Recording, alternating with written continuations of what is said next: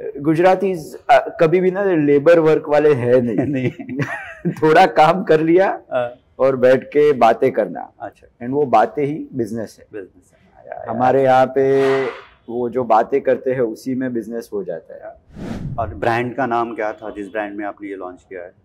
Brand is pasta Leo. Pasta Leo. Currently it's a registered brand. Uh-huh. I love the name.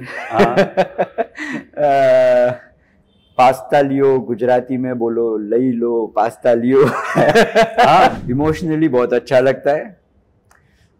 Financially ऐसा लगता है कि कहीं job कर ली होती तो और कमा लिया होता। रोटी बनाना मुझे नहीं आ पाया। I'm sure many males and men will agree. Yeah. रोटी बनाना काफी difficult है. Right. But I think 9 out of 10 can make pasta. Okay. Hi, I'm Sandeep Chhetri, your host. Welcome to the podcast, The Merchant's Mic. आज मेरे पास बहुत ही एक special guest है, कांक्षित मोदी, जो कि काकुशिन enterprise private limited का डायरेक्टर है। ये स्पेसिफिकली मैन्युफैक्चर करते हैं स्पेगेटी, पास्ता, वर्मिसेली। आज काफ़ी सारे चीज़ें हम लोग को पता चलेगा इस इंडस्ट्री के बारे में। इस इंडस्ट्री कैसे ग्रो कर रहा है, इस इंडस्ट्री में क्या क्या चैलेंजेस है, और एंटरप्रेन्योरशिप के बारे में जानेंगे। तो अगर आप स्टार्टअप हो और ये बिज़नेस स्टार्ट करना चाह रहे हो तो आपको मशीन्स कहाँ से खरीदने हैं, गवर्नमेंट के पॉलिसीज़ क्या है, और कितना इन्वेस्टमेंट की ज़रूरत है, और ये खाली नहीं, और इसका मार्केट साइज़ क्या है, और इनके लाइफ में जैसे कि एक एंटरप्रेन्योरशिप के लाइफ में क्या क्या चैलेंजेस आ रहे हैं। बहुत सारे इंसाइट्स इस पॉडकास्ट के थ्रू आपको पता चलेगा। और मैं चाहूँगा कि ऑडियंस को कि आज ये जो पॉडकास्ट है डिटेल पे एंड तक देखें, ताकि इससे आपको काफ़ी जो नॉलेज मिलेंगे वो आप अपने डे टू डे लाइफ आपके बिजनेस में यूज़ कर पाएंगे। नमस्ते, मेरा नाम कांक्षित मोदी है। मैं काकुशिन एंटरप्राइज IFE फूड्स का फाउंडर डायरेक्टर हूँ। पास्ता लियो हमारा ब्रांड नेम है हमारे प्रोडक्ट का, जिसमें हम लोग 100% डूरम व्हीट सेमोलिना का पास्ता बनाते हैं विदाउट एनी परसेंटेज ऑफ मैदा। It is very healthy to eat. इसमें हम लोग और भी अच्छे वेराइटीज़ ऑफ पास्ता ऐड कर रहे हैं, जैसे रागी का है, मिलेट बेस्ड है, ग्लूटेन फ्री है, for your best and best of health interest. He was a very studious guy, aced in engineering, rank holder and so. And he was fortunate to be in the telecom era, and he excelled in the telecom era. Okay. He has worked with Reliance, Ericsson, and HTN, and he has been very good with his work and excelled completely. In his work life, we had to travel from places. Okay. So from Gandhinagar, Ahmedabad to so Pune, mostly I'm within Gujarat, Mumbai. Achha. Yeah. Okay.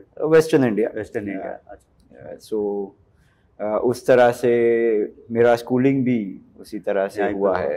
And my mother has been a housemaker. अच्छा। He has been the carrier behind the whole thing, and she has helped us grow very well.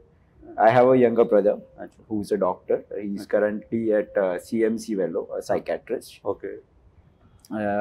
So yeah, that's my family. Currently, my father, he is retired from his job and all, and enjoying his life with the business infrastructure that I've kind of built. Yeah. He might be a very proud father, no? Yes, right? He is. He is. I mean, he has been one of the driving forces to support me, to encourage me, to grow in this thing. Middle class का ये होता है, because I also come from a middle class family. My father railways में था, तो वहाँ से निकल के तो they feel that जब उनके बच्चे grow कर रहे हैं लाइफ में, थोड़ा भी कुछ अचीव करते हैं, तो they feel so proud, right? Yes. And coming to Gujarat, मेरे को अहमदाबाद में आते रहता हूँ, और थोड़ा सा यूनिक भी लगता है मेरे को कि जब मैं शाम को 9 बजे निकलता हूँ बाहर, तो मेरे को लगता है अहमदाबाद का ना डे 9 बजे स्टार्ट होता है रात को। हाँ। क्योंकि स्ट्रीट्स में मैं देखने लगता हूँ सब बैठे हुए हैं, कुछ खा रहे हैं, स्ट्रीट फूड्स खा रहे हैं, they enjoy that Gujarati, you know, those snacks at night. नाश्तो। तो उसको बारे में थोड़ा बताइए, वो है क्या, मतलब 9 बजे के बाद ऐसा क्या हो जाता है कि सबको, मतलब I really like it, whole family is there, ऐसे नहीं कि एक बंदा होता है 2 बंदा, सारे फैमिली मतलब बहुत इंजॉय करके, उनका फेसेस में देखता हूँ इतना खुश होके रिलैक्स इंजॉय कर रहे हैं ना, बैठे बात कर रहे हैं. What is there in that, you know? I mean, just from the Gujarati perspective, you know. तो हमारे में नाश्तो इज वेरी इंपॉर्टेंट. हमको स्नैक्स समझ में नहीं आता है, but nashto, and we have a variety of nashto. Correct. Endless. And हर सीजन में वो चेंज भी होता है, तो उसका भी एक मजा रहता है. ठीक है. जैसे बारिश हो गई तो दाल वड़ा भजिया आ जाता है. अच्छा. और जैसे अभी विंटर है तो उसके रिलेटेड चीजें आ जाती है. तो एंड एक यहाँ पे हर बार एक रहा है, एक सॉर्ट ऑफ गुजराती कभी भी ना लेबर वर्क वाले है नहीं. थोड़ा काम कर लिया और बैठ के बातें करना. अच्छा. एंड वो बातें ही बिजनेस है. बिजनेस है. हमारे यहाँ पे वो जो बातें करते हैं उसी में बिजनेस हो जाता है, और उसी का इम्पोर्टेंस भी और उसी का मजा है. सो कमिंग टू बिजनेस, थोड़ा सा अगर आप अपना बिजनेस का इंट्रोडक्शन दे दें, कि आपका बिजनेस क्या करता है, कब स्टैब्लिश हुआ है, आपका टारगेट ऑडियंस क्या है. So if you can give introduction of your business, you know. I started pasta manufacturing. हमने 2012 में शुरुआत किया. 2011 में मैं ढूंढ रहा था, मैंने एक्चुअली देखा कि एक पास्ता जो प्रोडक्ट है which I was very close to. I enjoyed the product. मुझे काफ़ी पसंद आता था खाना. It was my go to food. थोड़ा समझ में भी आता था कि it is healthy and all. तभी जब मैंने देखा कि मार्केट में इंडियन मैन्युफैक्चरिंग में 1-2 ही कंपनी थी. उसका क्वालिटी और जो इम्पोर्टेड पास्ता आ रहा था उसका क्वालिटी में ज़मीन आसमान का फ़र्क था. ठीक है. प्राइस में भी मोर देन 3 times. तो एक सवाल उठा कि क्या इसमें एक अपॉर्चुनिटी है या नहीं. okay. तो 2011 में मुझे इसके बारे में थोड़ा ऐसा जानकारी आया. मैंने करीबन 1.5 साल निकाला टू अंडरस्टैंड कि क्या ये रियलिटी हो सकता है मेरे लिए बिजनेस में एंटर होना एक सही तरह से. उस वक्त जब मैंने 1 साल पूरा स्टडी किया तो मुझे दिखा कि ये एक अच्छा इंटरेस्टिंग अपॉर्चुनिटी है, जहाँ पे बहुत बड़ी कंपनी का कंपटीशन नहीं है. सो फॉर एग्जांपल आज मुझे अगर कॉफ़ी बना के मार्केट में आना है तो I have to compete very very big names, and वो एक फाइट बहुत डिफिकल्ट हो जाती है छोटे लोगों के लिए. तो इसमें वैसा ब्रांड लॉयल्टी, कोई ब्रांड एस्टैब्लिश नहीं था. And there was a good scope of bringing good product कि जिसके साथ तुम्हारा एक वैल्यू मार्केट में एक एसोसिएशन बिल्ड हो सके. तो वो सब स्टडी करके फाइनली 2012 में हमने काम शुरुआत किया. 2012 मई में हमारा मशीन्स इटली से इंपोर्ट होके आया. एस्टैब्लिश जब सेटअप किया, installation and all, it's difficult thing. जो मैन्युफैक्चरिंग बैकग्राउंड से नहीं है उनके लिए तो बहुत डिफिकल्ट हो जाता है. अंडरस्टैंडिंग किस तरह से सब फ्लो होता है, किस तरह से आदमी को हैंडल करना, बिकॉज फैमिली में ऐसा कुछ देखा नहीं है किसी ने. तो वो सब समझने में और उसमें, and in November 2012 it took me almost 6 months. हम लोग को लगा to do trials, to set up the right quality. Rejections बहुत सारे होते हैं, मशीन प्रॉब्लम्स होते हैं, बिकॉज ये मशीन को चलाने आने वाले कोई इंडस्ट्री में ऐसे है नहीं इजीली अवेलेबल. सो वो सब फेस करते करते नवंबर 2012 आफ्टर दिवाली हमने लॉन्च किया हमारा प्रोडक्ट. और ब्रांड का नाम क्या था जिस ब्रांड में आपने ये लॉन्च किया है? Brand is pasta Leo. Pasta Leo. Currently it's a registered brand. I love the name. Pasta लियो, गुजराती में बोलो लई लो पास्ता लियो. तो ये मैं इसलिए आपको वो नाश्तों से इसलिए स्टार्ट किया था क्योंकि वो नाश्तों से मेरे को आया कि जब मैंने आपका ब्रांड के देखा है ना, और मैंने सोचा कि क्या आपने जो ये सोचा वो नाश्तों से नहीं सोचा, क्योंकि मैं जब रात को देखता था बहुत लोग पास्ता भी खा रहे थे, यू नो, एंड आज थिंक यहाँ चीज़ पास्ता बहुत पॉपुलर है, स्वीट वाला बहुत ही ज़्यादा पॉपुलर है गुजरात में, है ना। सो मेरे को लगा कि कहीं ना कहीं आपने वहाँ से तो नहीं सोचा, इसलिए आई स्टार्टेड विद दैट कि you know why this very important for people कि रात को वो नाश्तो खाते खाते हैं। बट इट्स नाम इज बहुत ही अच्छा है, your brand name is very good. नाम में ऐसा कुछ ढूंढ रहा था कि where I can get the registered trademark registry हो सके। Secondly the name itself you know self explanatory हो जाए, and pasta being an Italian origin product, it sounds Italian but at the same time ऐसा ना हो कि यार इसको बोला कैसे जाए। हाँ, कई बार थोड़े English words and European words you follow them and then there is a question mark कि इसको प्रोनाउंस कैसे करना है। तो बहुत अच्छा फॉर्चुनेटली मिल गया मुझे। नहीं, कुछ नहीं, बहुत ही अच्छा नाम, पास्ता लियो, है ना। Nice nice nice. और क्या होता है कि एक ना एंटरप्रेन्योरशिप में ये होता है कि लोग जब कॉलेज से पढ़ते हैं, पास आउट होते हैं, तो वो कभी ये रिस्क लेना नहीं चाहते हैं ना। और आपको कैसा लग रहा है आज के डेट में जब आपने इतना बड़ा कंपनी का स्टैब्लिश किया, राइट? तो हाउ डू यू फील, कैसा लगता है आज के जब आप थोड़ा एक सक्सेसफुल हो गए, आपका ब्रांड भी लोग जानने लगे हैं, तो आप कैसे फील होता है आपको? इमोशनली बहुत अच्छा लगता है, फाइनेंशियली ऐसा लगता है कि कहीं जॉब कर ली होती तो और कमा लिया होता। Because markets have been difficult, and especially for manufacturing. Now that I've spent 10 years in the industry and I look back, शायद एक era आता है हर you know country के economy में कि उस time में वो industry is the right industry to step. Okay. And I think manufacturing in today's time, say from 2015 to the years which are going, has been very difficult. Okay. So I'm just passing through that phase, I believe. Okay. But आपको क्या लगता है कि इसमें government कितना support कर रहा है इन मैन्युफैक्चरिंग में या एसएमई सेक्टर में, आपके इंडस्ट्री में? Do you think any support which you are getting from government today?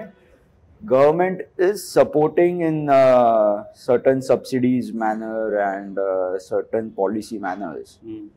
But what we really require is a a basic core infrastructure and basic policies where people have an open playground to play to their expertise. Okay.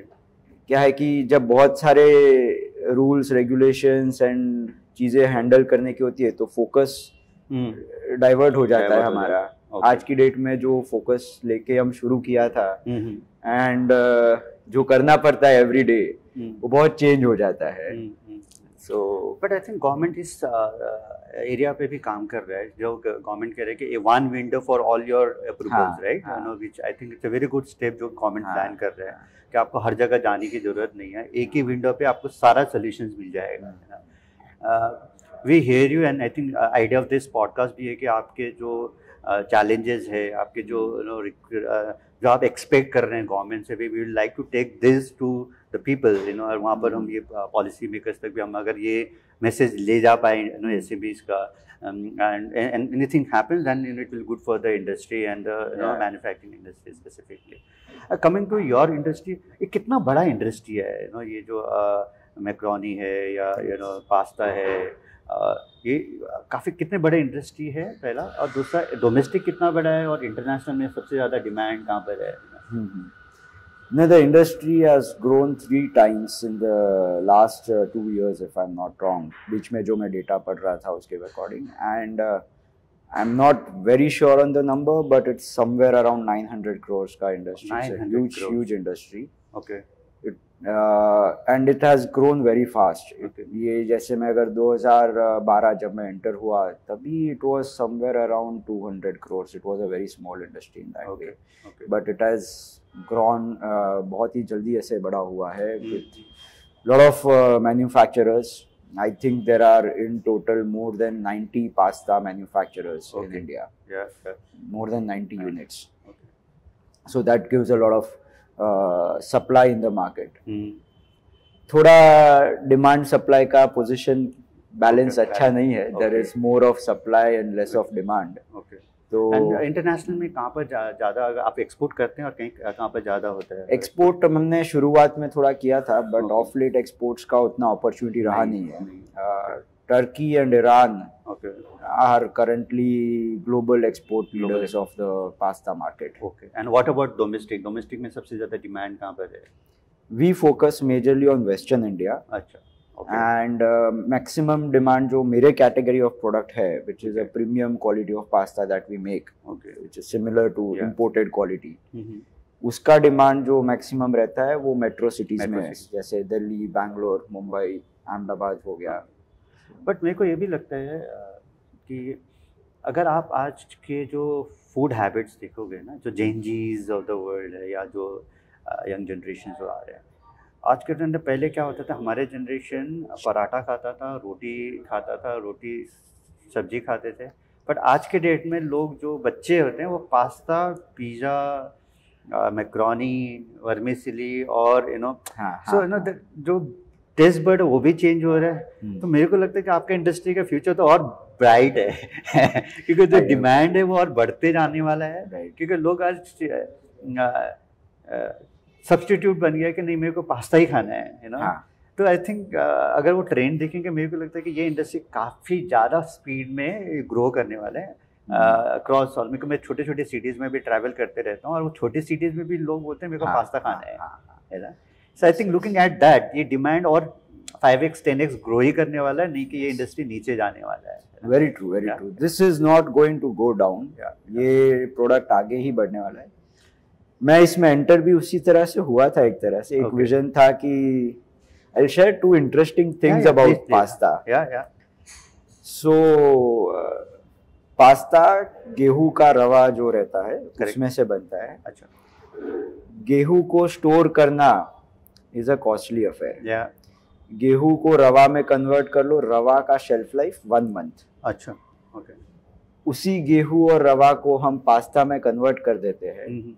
The shelf life is 24 months with ambient conditions of storage. Oh, is it?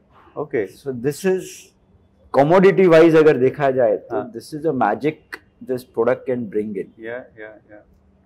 Secondly is the use, customer use. रोटी बनाना मुझे नहीं आ पाया। I'm sure many males and men will agree. रोटी बनाना काफी difficult है। Right. But I think 9 out of 10 can make pasta. Okay. Yeah, absolutely. Yeah, बहुत ही easy है, boil किया, ready, and you just add vegetable sauce. That's it, right? तो इस तरह से ये एक प्रोडक्ट ऐसी है कि आगे जाते हुई जनरेशन में बच्चे हैं या मेल्स है, जेंडर बायस जो है वो कुकिंग कल्चर में से निकाल रहा है। Okay. And it is something which is healthy to eat and also in a long short way it can probably someday say that pasta helped the wastage of wheat grain that is happening every year in millions of tons. Oh, nice. Yeah, absolutely. So ये हो ही सकता है, This is something the potential that this product has. But have you seen the trend? जैसे मैं trend कह रहा हूँ कि अगर आप देखेंगे लोग अब ज़्यादा हेल्दी चॉइसेस देख रहे हैं कि आपके डिमांड में ऐसा दिख रहा है कि पहले क्या होता था, pasta was all about wheat या मैदा, आई बिलीव बट जैसे मैं भी पास्ता खाता हूँ तो मैं देखता हूँ ओट्स पास्ता मैं ऑर्डर करता हूँ या क्विनो पास्ता मैं। तो क्या आपने ऐसे ओवर द पीरियड आपने ये डिमांड चेंज होते देखा कि लोग मोर हेल्दी चॉइसेस वाला पास्ता या आपका वर्मिसेली ये सब थोड़ा सा चेंज होने लगे trend? Do you see that change now? Certainly. ये है और उसी की वजह से we have also stepped up the game. हम लोग का भी रेंज में काफ़ी सारा प्रोडक्ट्स जो है वो with mix of nutrition of like ragi है, क्विनोवा है, हेम्प फ्लोर है, ग्लूटेन फ्री में जैसे मुगर दाल का बना लिया, राजगरा अमरंथ प्लांट के साथ हमने प्रोडक्ट बनाया। So this kind of product mix काफ़ी सारे हम लोग बनाने लगे हैं एंड थोड़े हमने अभी ऑलरेडी हमारे ब्रांड में लिस्ट कर दिया है। ट्रेंड ग्रोइंग है but still that market is very small, very small for a manufacturer to cater. Okay. And is there any margin इसमें काफी अच्छा है? Of course. अच्छा, मार्जिन अच्छा है। यूनिक प्रोडक्ट है, मार्जिन थोड़ा अच्छा होगा। It's a high margin, low volume. Okay. But the general pasta जो है, that is as of today, high volume and a low margin product. What is the innovation which is happening other than the healthy choices? और कुछ innovation हो रहा है इस product में आपके industry में कुछ? Innovation is not much being done on the production side. Okay. Efficiency of production, of course, वो सब हो रहा है जब boiler technologies change हुई है. Okay. The solar technology जो help करती है electricity में. Okay. That is there. But other than that, extrusion has been and the drying जो है उसमें भी there has been changes, but not very significantly, which changes the product altogether. Okay. पर जबकि बात होती है प्रोडक्ट एज सच की जो है उसमें there has been a lot of change over the last 2-3 years. Covid time के पहले से ही थोड़ा, जैसे आपने मेंशन किया, क्विनोवा का ट्रेंड बहुत ही आया था बीच में, and we used to manufacture for 3 companies. Okay. Quinoa based pasta. हमारे ब्रांड में नहीं था, उनके प्राइवेट लेबलिंग में था.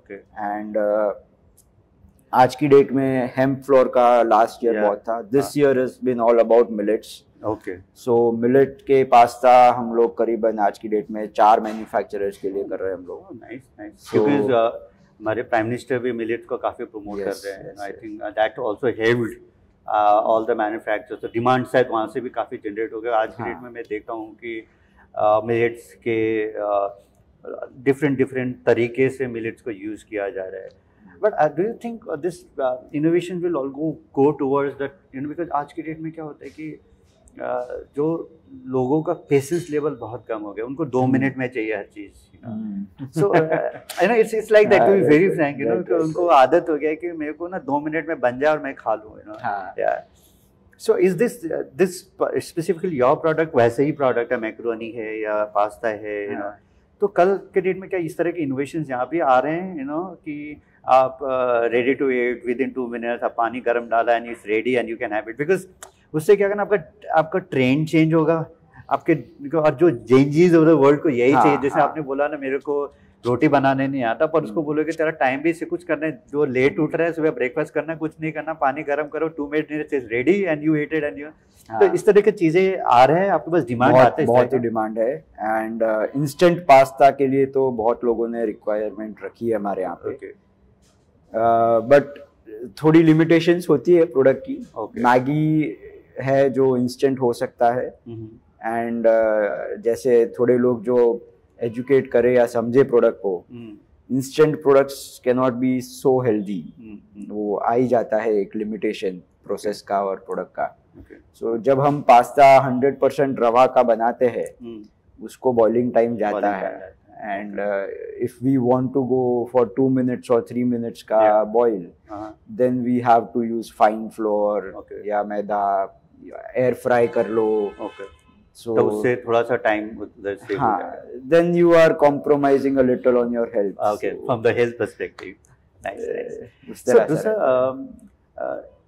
जो ये इंडस्ट्री है, इंडस्ट्री का जो डिमांड है, तो क्योंकि आपने उस समय स्टार्ट किया जहाँ पर more from the offline perspective चीज़ें, बायर को ऑफलाइन ढूंढना पड़ता था या वर्ड ऑफ माउथ आते होंगे, तो how do you see that change? और आज के डेट पे बायर आपके पास कैसे पहुँचता है?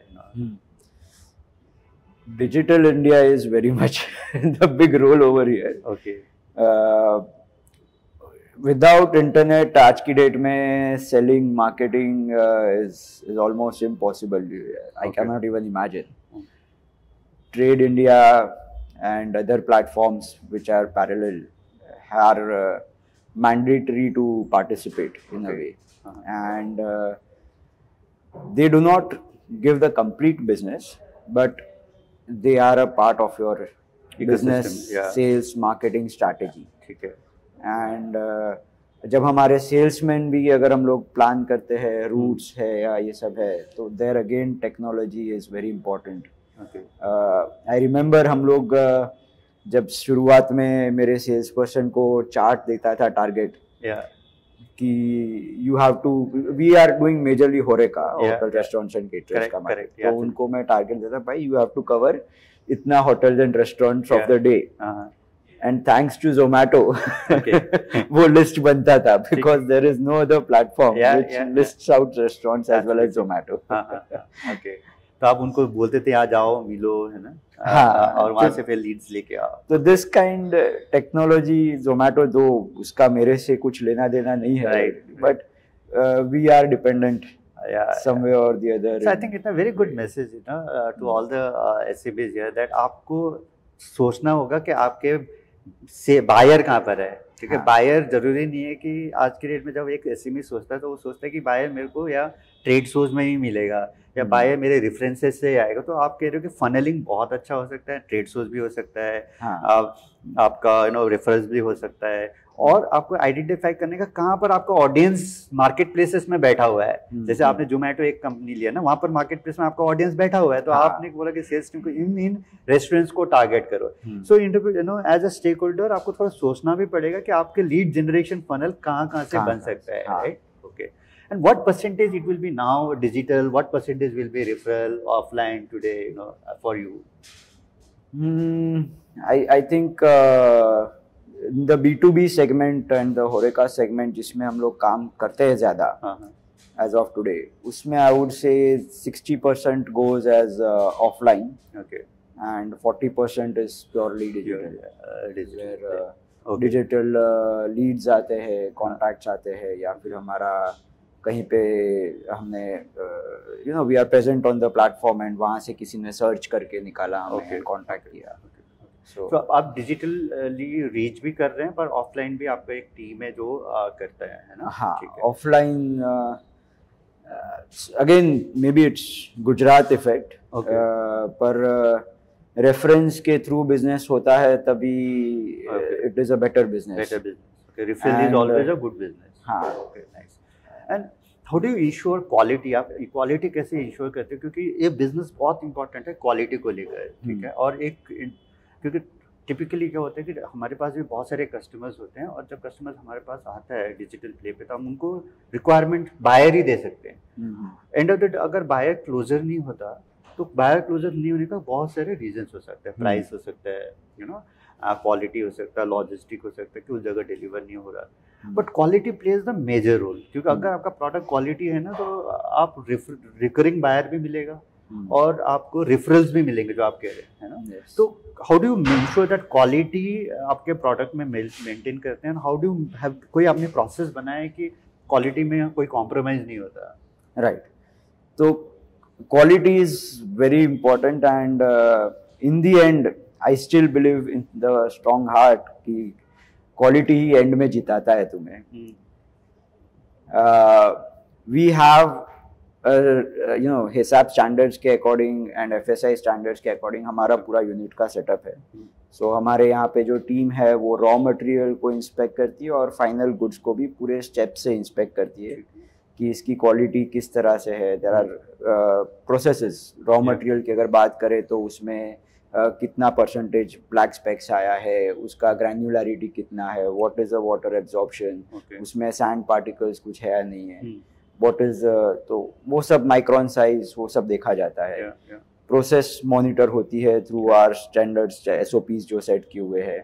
एंड जब फाइनल प्रोडक्ट बनता है तभी भी उसका जो मॉइस्चर है, उसका बाइट च्यू का क्वालिटी है, उसका थिकनेस वगैरह, सो बॉइलिंग टाइम जो है वो कंसिस्टेंटली आ रहा है नहीं आ रहा है. बिकॉज हमारे क्लाइंट्स जो है काफ़ी सारे ऐसे हैं कि वो आँख बंद करके टाइमर लगा के छोड़ देते हैं कि 11 मिनट पे ये पास्ता रेडी हो जाएगा. Okay, so they don't even check, उतना ट्रस्ट होता है उनको. So we also have to make sure कि हमारा क्वालिटी वो कंसिस्टेंसी में रहे, कि उनका वो problem they are able to serve in the right quality. So this is what we do when it comes to quality. Okay.